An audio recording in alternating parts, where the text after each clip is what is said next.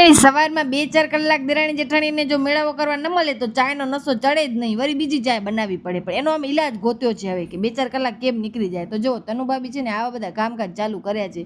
એલચી ભરવાનો, જીરો ભરવાનો ને એવું બધું મળ્યા રાખે એને, તો એ અમારે 2-4 કલાક નીકળી જાય. અરે આજ તો છે ને મારે ભેલ બનાવવાની ઈચ્છા થઈ હતી, તો બધું લઈ આવી હતી દુકાનેથી. પછી ચણા નાખ્યા, ડુંગળી, પછી ટામેટો, પછી આ મીઠો ને તીખો ચેવડો, પછી આ ચટપટી, પછી થોડોક મસાલા જે કાંઈ નાખો હોય નાખવાના, નહીં તો નહીં નાખવાના. પછી થોડોક એકદમ સરસ રીતે એને હલાવી નાખ્યું. હવે તમારા મોઢામાં પાણી આવે કે ના આવે એ મને ખબર નથી, પણ મારો પેટ ન દુખવો જોઈએ. આ કટોરો ભરીને ક્યારે ચટપટી મારા પેટમાં હાલી જશે એ મને ખબર પણ નહીં પડે. આના પછી કાંઈ ખાવા ખપે કે ન ખપે.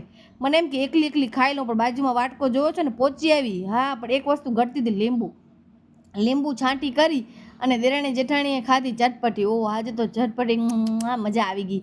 અને પછી લૂડો રમતા હતા. ચટપટી એન્જોય કરતે કરતે લૂડો રમવાની બહુ મજા આવે ને. આ બ્લુવાળા તનુભાભી અને ગ્રીનવાળી હું વિનર થઈ ગયા. તનુભાભી ચટપટી ખાતા ગયા, મારી યાર પૂરી કરી નાખી. એવી ભૂખડી, તમે બધા ભૂખડા નથી ને, મારા પેટ ન દુખ્યો.